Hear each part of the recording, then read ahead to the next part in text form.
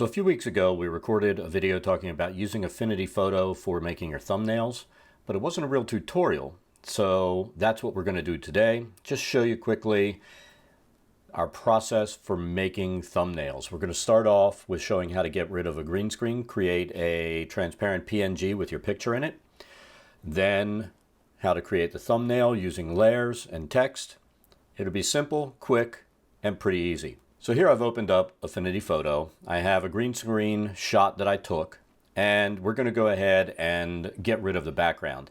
Now, if you use a green screen, it makes it easier. You can do it with a background that has a bunch of stuff in it, but you'd have to use a different technique to get rid of that background.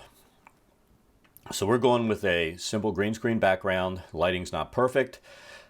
And show you how we get rid of all the different parts. We have, you can see my pointer here, you have the light part that's lit well, you have shadows coming from the side lights, and then down below the hand here you've got a real dark shadow, which will create some problems when we get rid of it, but it'll still be pretty quick. So the first thing we're going to do is do the flood select tool, which is right here. It looks like a little wand between the brush and lasso. I usually choose a medium color in here. So we're not going to take the highlight or the dark, we're going to pick this medium shadow. Now, the first thing you look at, if you take it at 20, it's also going to pick up things that you don't want to get rid of. So what I normally do is drop it down to about 14%. We click it again, and it's cleaned it up a good bit. Let's see if we can take it to 15%. Now, if you look at 15%, it's chopping a little bit of our head off up here. We don't want to chop our head. Let's see what 14% does. Maybe do 13. Let's try that. And you need to play with your settings a little bit. That is pretty clean. So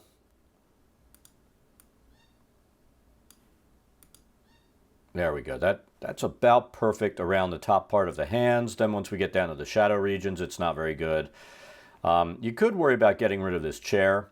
I usually don't, because it just takes more time and I like to do this stuff quick. But if you want to do that, then you would just choose the select tool over here, go around with your mouse, pull it out, clean it up, and you're good. But let's keep doing what we're doing. So at this point, it looks okay, except for down here. So we're going to refine it. Click refine. I like to take the brush size up at least double. Let's see. Yeah, it's pretty good right there. So we'll go around here. We'll select this zone. We're going to go all through here as well because we have all that little flashy stuff. Looks like it's going to bring it in better. Like I said, we're going to have to go over this part again under our left hand. But let's go ahead and do this. Once you've got the refine, click apply. And it's cleaned up a lot of it. We're just going to have some shadows and stuff down here to get rid of. So let's go ahead and hit delete. Now you see we've got some fringing left down here, and this is where it gets pretty easy. So we're going to click in there, hit delete. That takes care of the green fringing there. We'll click delete here. Now if you look, it's kind of coming up into our knuckles here. So we're going to have to pull that down probably to about 10% for the tolerance. And there we go. It's just the knuckles and the green fringing. Over here we got a little bit there. And we're going to call that done. We're not seeing any more green fringing around it. We're not seeing any serious cuts on the head, fingers, anything like that. We're done. So at this point, now we're not going to do save, because it's just going to take up extra storage space. We'll go ahead and export this, and we're going to export it to the same folder that we're actually making this video in. We'll export this as a PNG, that way this background's transparent. We don't have to keep this up anymore, but we're going to keep it up so that we can create a new file, and this is going to be our actual thumbnail file. Now I have my settings set at 1920 by 1080 at 72 for my default. Let's go ahead and create this project. Doesn't matter if the background's transparent or not. Now, I am going to go ahead and say that one of the things you're going to need to have before you even get started, here's our folder. We have a background image that we pulled off the web. You can either use something shot off of your stream. I don't use my stream shots because if I want to put my transparent PNG in with a different reaction photo or something like that, my screenshots from a stream are going to have my headshot already in there, the dog cam, and a bunch of other stuff that I may not want in there.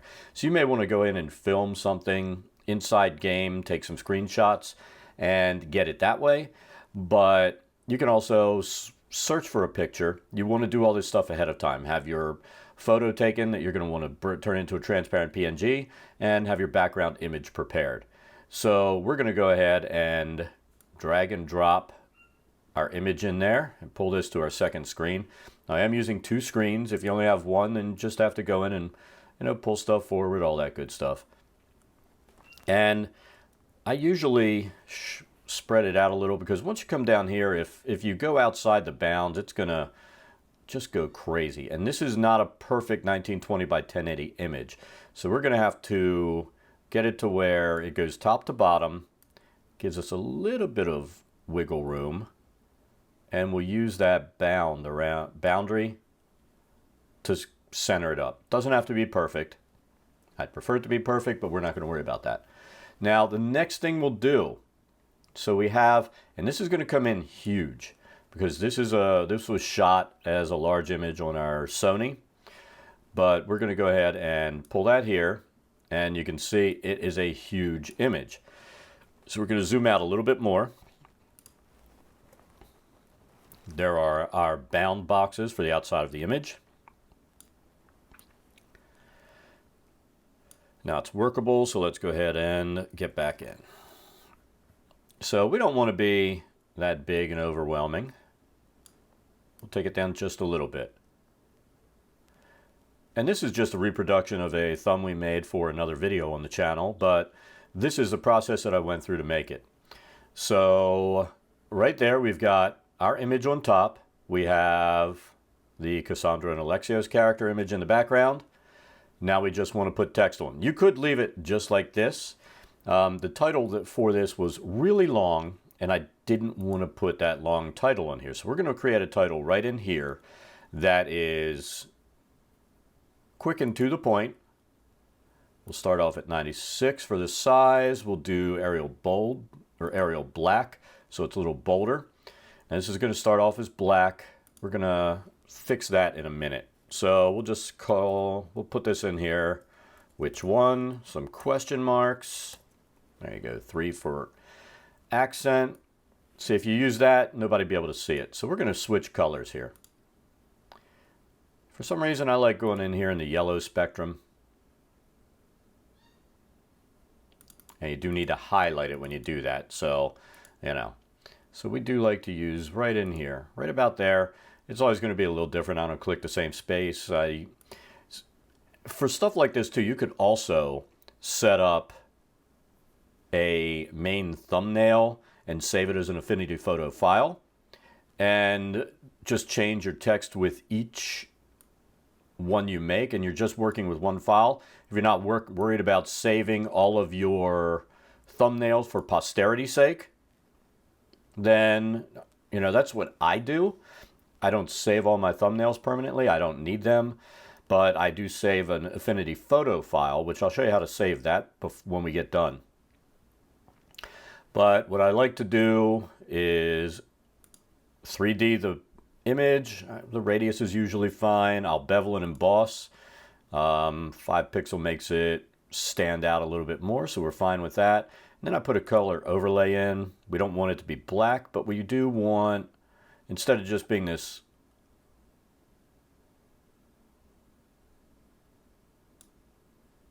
super bold yellow, which is like that, which if you like it, that's fine. I like to do a little color overlay to give it a little more depth and shadow. And there we go, we're good. You could do a couple other things. Let's say you wanted an outline on there so it stands out a little more in your picture. You can do that. That would make it stand out on the edges out here. It just depends on how you want it to look. If your background really makes it so that the thing doesn't stand out, then an outline is very helpful to make it stand out. So we'll leave it like that. and we're going to call that thumbnail done. So let's say you want to keep this file and just make adjustments with the images. And if you look here, you'd be able to go in and add new layers and just leave your text there if that's a text you really like using, and add new layers below it and have that as a template for your thumbnails for in the future. So if you want to save it as a template, you're going to go in and do Save As. We're going to put that in the same folder because we're not keeping this permanently. But this is how you would save your template. So we'll keep it in our thumb tutorial right there. Save. That creates an Affinity Photo file that is editable in the future. Then the most important thing you want to do is export it. This time I export as a JPEG. Export.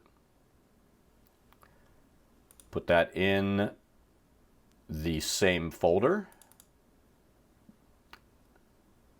And again, your folder system will be yours. You know where you want to save it. We'll save that there. There's our thumbnail, all ready to upload to YouTube, Twitch, whatever you're going to do. All right, so that's our process. As far as the green screen removal, there are videos out there. Most of those are like 10-minute long videos with all this stuff using masks and doing this and that, which if you have hair, which I don't suffer from that problem because I shave my head every 2 days. Yeah, you can end up with some fringing in the hairs and you might want to learn some of those additional techniques. If you're okay with a little fringing when you throw it on your thumbnail because it's only going to be teeny tiny on the screen, then the way I do it is really quick and easy. It does the job. Why spend 10 minutes when you could spend 1? But that's my process. If it helps, let me know. If you enjoyed the video, found it helpful, remember to like and subscribe down below. Have a very happy holiday, and we will catch you next time.